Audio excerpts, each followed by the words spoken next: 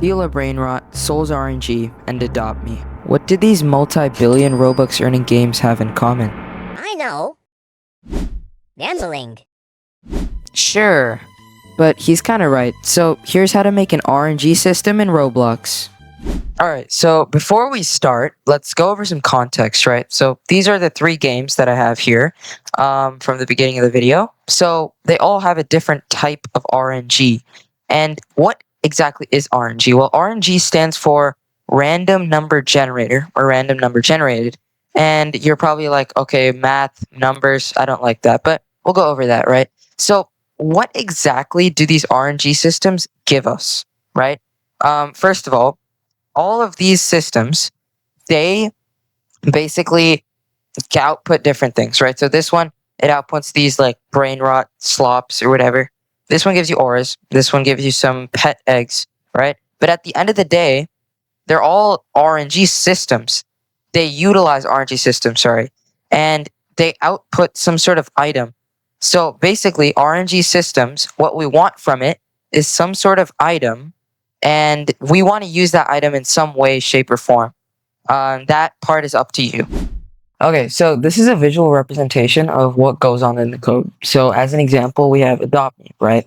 Adopt me will call this code whenever a player wants to hatch an egg. I think that's how it works in adopt me. I've never played it, but so let's go down the timeline, right? So something calls the code, okay, and then we have this random input. So the random input, what I mean by that is a random number from 1 to 100 is generated. Okay, so that's where the number part in RNG comes in, the random number. And this arrow, right, this arrow that I'm on right now, basically it will use this random number to actually translate the input to some random item. So here, I don't know if you guys can read it. Let me like drag the items off.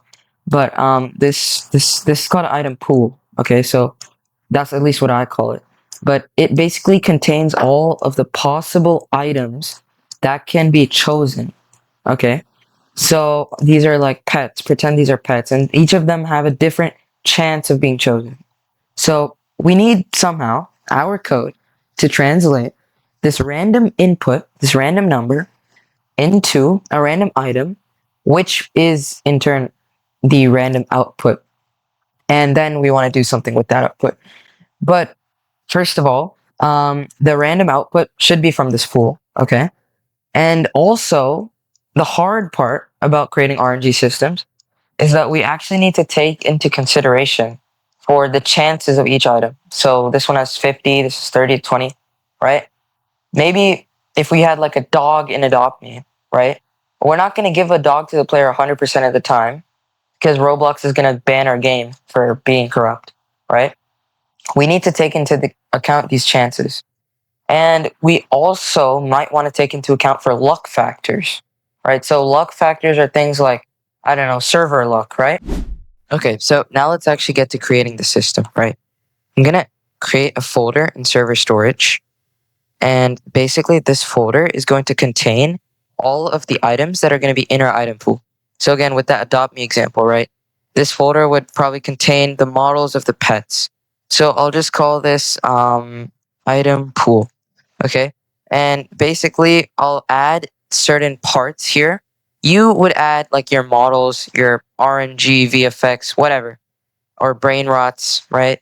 I'm just going to add parts to represent the different items. Okay. So these are the three parts that I have from there. And I'm just going to go ahead and place them into this item pool folder. So yeah. And you can add more. And I basically would just name them common, epic, and rare. And you can name them honestly whatever you want. But now what we're going to go ahead and do is we're going to start to actually create a module script to manage how the chances and the weights work for each of the items. So if you don't know what a module script is, that's fine. I'll be explaining it. But first, let's create a normal script, okay? This normal script will be blank for a little bit, but let's just go ahead and add a module script to it. This module script we can call, why don't we go ahead and call it pool config.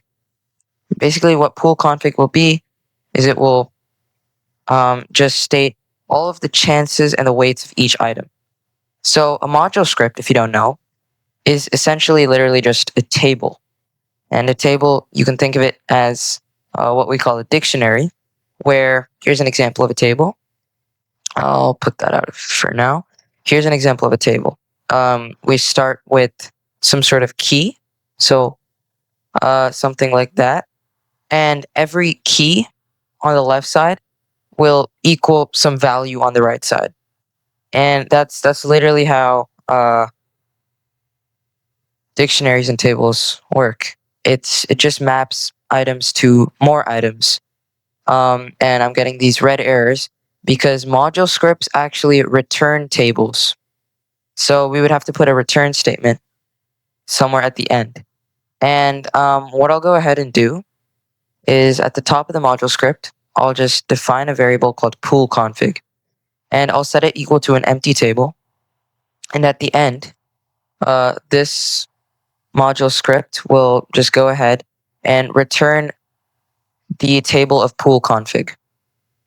So now, I think what we should do is actually create some configurations, right? So the first thing that we would want to assign is some sort of mapping from rarities to the parts, right? So we would want some sort of mapping from, like a common rarity to the common part, because this will actually make it much easier for us to access each part in the future.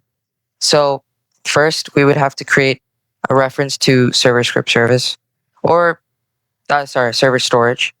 Server storage. Sorry, my keyboard. It's really weird. Server storage, and we can just go ahead and get the item pool folder. I'm just going to use wait for a child because I don't want to take any risks. And so the item pool folder contains all of these three parts. So maybe if I create the table first, it'll make more sense. But since the table is basically going to be inside of this pool config table, what we can do is say pool config dot, then we can name it like rarity to parts, a rarity to part. And we can set this equal to a table. So this will be basically a table inside this table. And we will set it equal to a bunch of different keys, which are the rarities. So one example is the common rarity. And we will set it equal to the instance of the common part. And I'm just going to do it like this. I'm going to use wait for child because, again, I don't want to take any chances. And it's not like, we're running low on time or anything. But, yeah. And I'm going to do this. I'm going to repeat this for all of the rarities that I have. So if you can see on the right side, I have 3 different rarities. So I'm going to create this 3 times. And the reason I'm doing this is because, this is an easy way to access each part from the rarity, right? And also, here's the thing, sometimes your parts may not be called the rarity. So, let's say it was called dog, right? And then the rare one was called a cat, and the epic one was called a lizard. So then this would be dog, this would be cat, this would be lizard. So we can do it like that. All right. So now another thing that we would want to do is we would want to specify the chance of each rarity being spawned or being chosen, right? So here, here, each dog, lizard, and cat has a different chance. So we would want to specify this in a table as well. So I can just go ahead and map from rarity to chance, or yeah, I'll call it chance. And I'm going to call it the table rarity to chance, and it's going to be a table of pool config. So it's going to go like common equals, and then here it'll be a number from 0 to 1. 0 to 1. And it'll be a number from 0 to 1. So it'll be 0.5, because it's right there. And then rare would be 0.3, and epic would be 0.2. Now, here's the thing. Ideally, we would want all of these chances to add up to 1. Okay, so now that we're done with that, I'm going to go ahead and I'm going to create another module script. And this time I'm going to call it, we can do RNG manager. So RNG manager will essentially manage all of the pulling, the RNG pulling, rolling, and stuff like that. Oh, oops, RNG manager. So RNG manager is a table because it's a module script, right? And we can put in functions into this, RNG manager, sorry, into this table. And we can call it, the first one, we can call it roll random item. So now that we're actually doing that, why don't we actually go to the script and use this module script first? So module scripts don't just run by themselves. They actually need some other script to call it.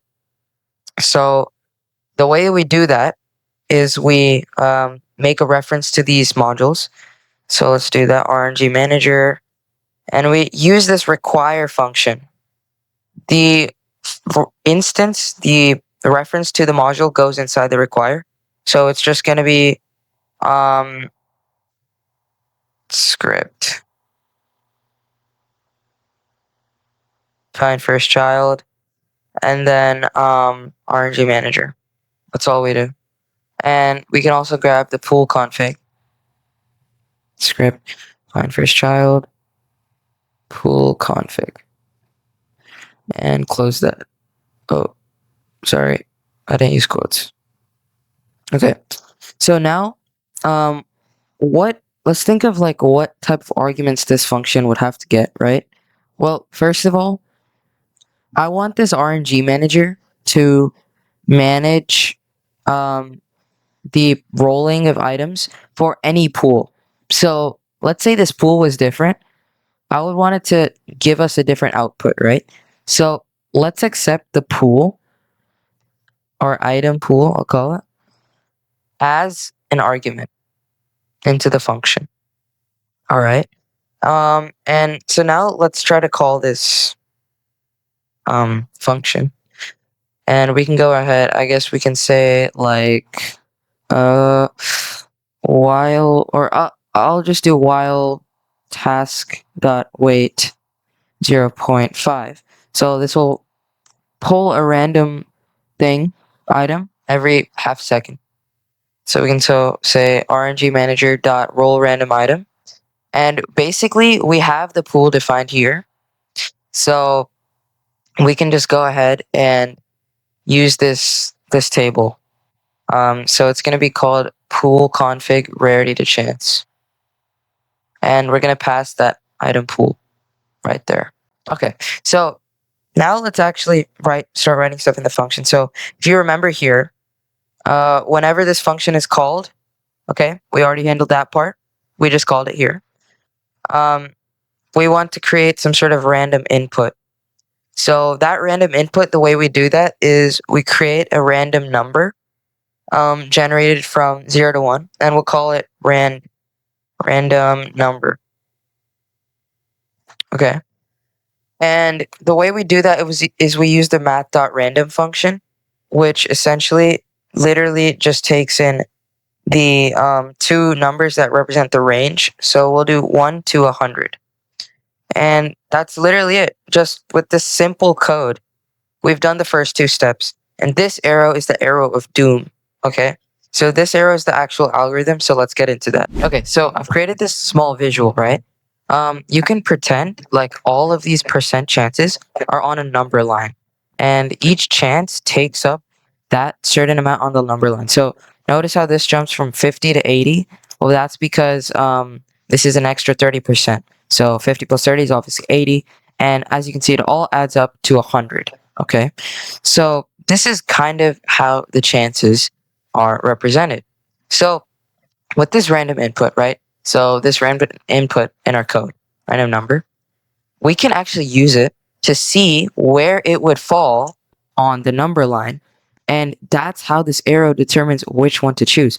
So as an example, let's say we got 84, okay? So we know 84 is in between 80 and 100. So it would drop right here, and then we would get the epic one, the epic pet.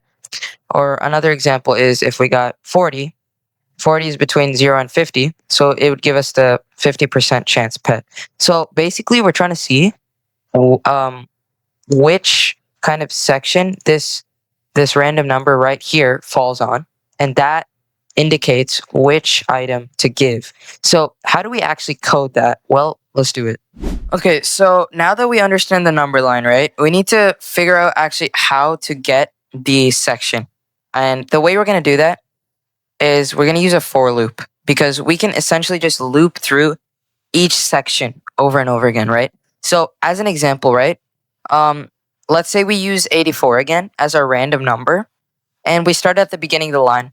So well, technically we would use 0, but I'd like to use 1, right? So let's say start at 1, okay?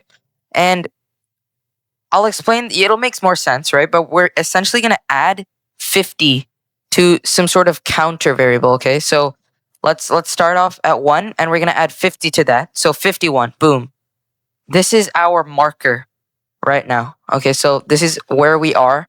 This is where our variable is at. And we're essentially going to check, hey, is our random number less than that counter? And what that's doing is it's checking, hey, that's the code's way of saying, hey, okay, is the random number in this certain section? Is 84 less than 50? Is it in that section? And since it's no, right, we're basically going to iterate again through the for loop, okay? So we're going to do the same thing. We're going to add the chance of that section to the counter. So since we're at 51 right now, we're going to add 30, and we're going to make it 81, okay? So this is where our counter's at right now, 81, okay? And again, we're going to say, hey, is our random number 84 less than our marker, our counter, which is 81? And again, that's checking, hey, is 84 in this section right here? Is it in this 30% section? And since 84 is not less than 81, we're going to do it again. We're going to iterate through the for loop again, and we're going to add 20 to 81 to make it 101. So this is our final counter. And we're going to say, hey, is 84 less than 101? And for the third time, in case you still don't understand, what we're doing with that, right, is we're saying, hey, is 84 in this section right here?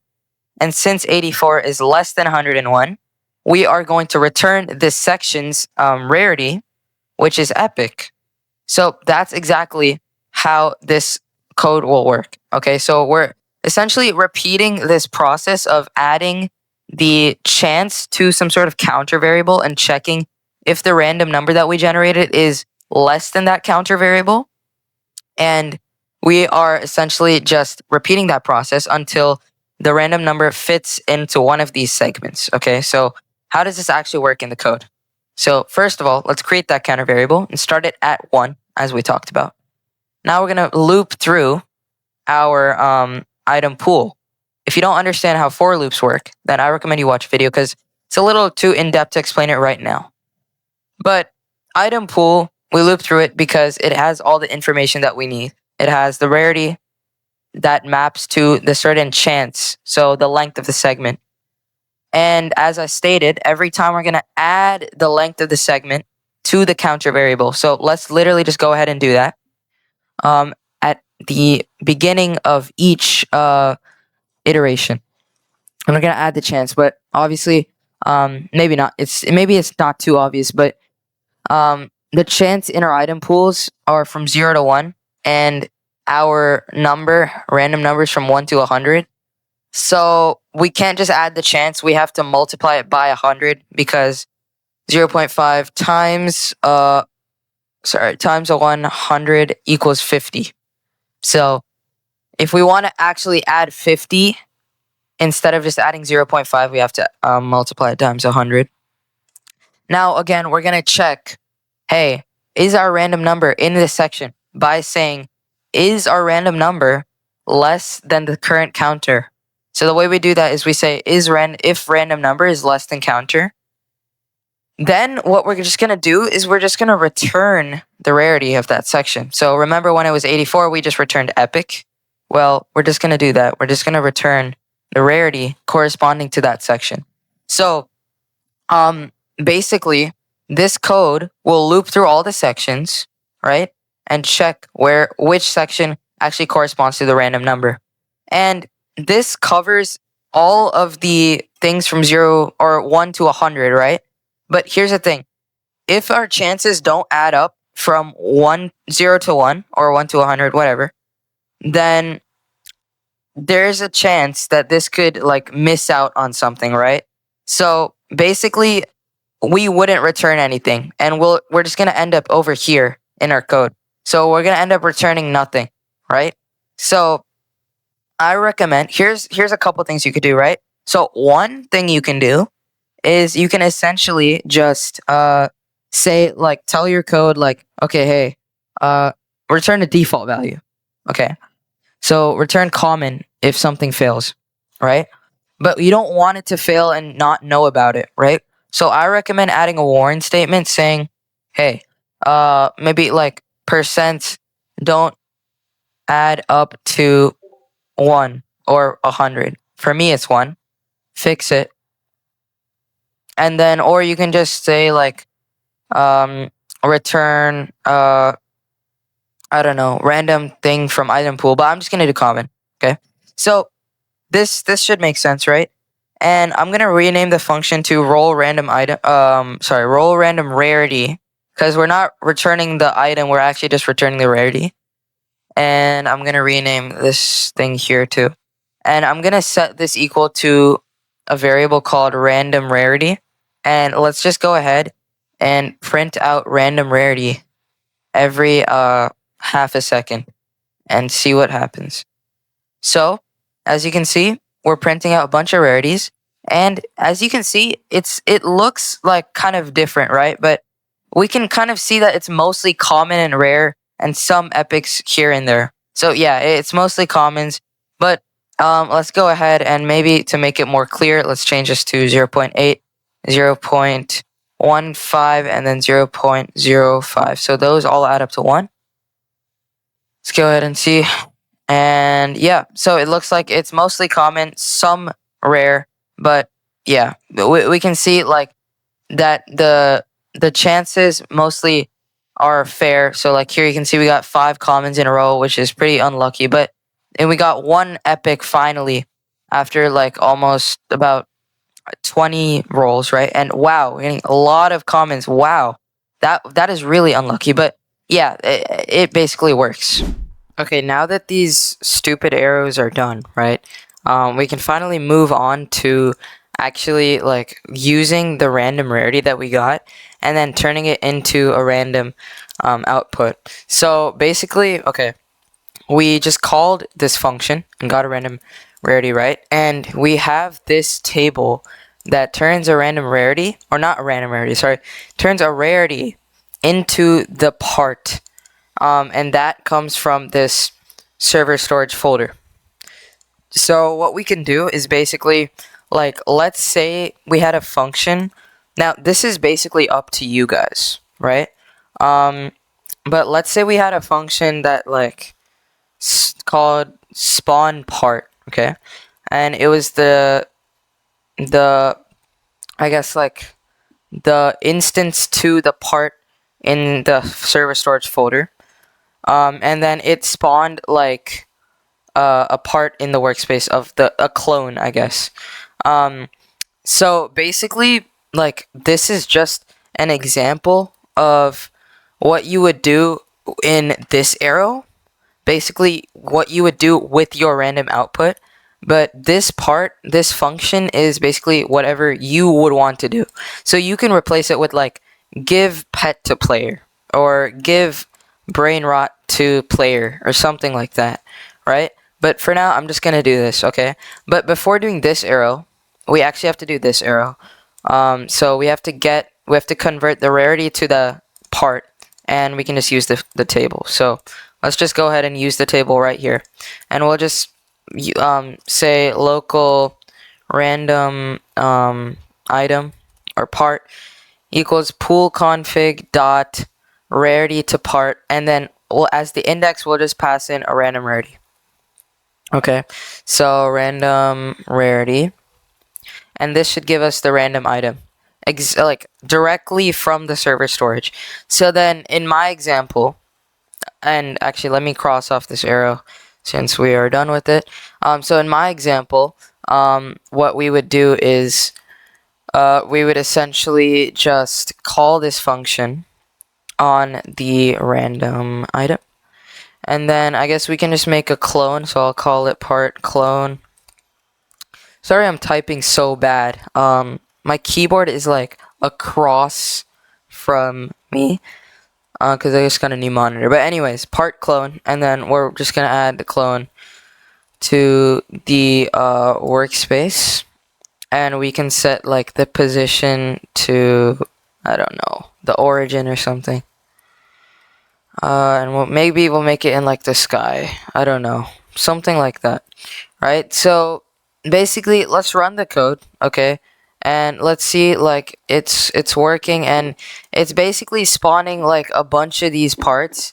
And I should probably change that because it's technically not 50, 30, 20 anymore. So let me just change it real quick. Okay, so I changed it, and I basically just made a spawn on the spawn part, as you can see here, and it's working like pretty good. It's really rare to get, you know, the 5% chance ones, and as you can see, it's working really nicely.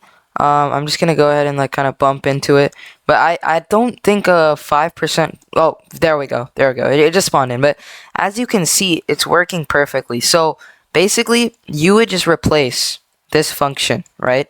Well, this functionality with whatever you want to do with your code, right? But there's one more thing that we're missing, and that's the luck factors. Because what if the player has ×2 luck, and these chances would be a lot different, right? Because we would want to give them more of these and more of these and less of the commons. So let's figure out how we do that, and it's very simple. So if you're here for the second part, I've just updated the timeline, and you can see there's a red gap. So we've done everything except this part. So instead of just going directly from the random input to to a pool, right? We're actually gonna get a different pool based on the luck factor that we're gonna take into account. So we're gonna figure out which pool to actually use based on a luck factor. So this is pool 1 and this is pool 2. And you can see there's different percent chances, right? So obviously the player wants this pool because there is more of a chance to get the epic. And this one is the bad pool, right? So instead of just having like one pool here, you can pretty much just have two. So this is going to be rarity to chance normal. And this one, we can literally just make another one and say better, or we can say like pro. Okay, so that could be for like VIP players or something, right? And you basically just detect if the player has ×2 luck. So maybe like, for example, if we just had like a variable, okay, so better luck equals false, okay. And in reality, you would probably have like a function that, I don't know, detects server luck, or maybe they have an attribute or something, or you use a Game Pass async, you know, something like that. But I'm just gonna use a Boolean, okay? So instead of putting in the rarity to chance normal, I'm actually gonna decide which table to use based on their luck factor. So if they have better luck, then or I can say local, oops, what is going on? Okay. Local pool item pool equals, or I'll just leave it like that. if better luck, then item pool equals pool config dot rarity chance pro. Otherwise, just make the item pool equal to the normal one. And then I can just put in the item pool table here. So if this was true, right? Let's check it out. And if I'm correct, yeah. So it's not it's not like the pets would technically like be like 50, 20, 30, but I haven't changed it. But like basically you get the point, right? As you can see, the player has just objectively better luck. Like they're getting more epics, and you can see it's about like almost 20%. The yellows are about 30% and the reds are about 50%. So that's kind of how you would do a luck factor. You would basically just give the player a different luck table, and it's very simple to do it. I hope you guys appreciated my in-depth explanation, and that's pretty much it. So if you guys have any questions on how any diagrams work or how any of the code works whatsoever, then just let me know. And as you can see, making an RNG system is incredibly easy. All you need to do is just understand this core algorithm, this one for loop, and how it works.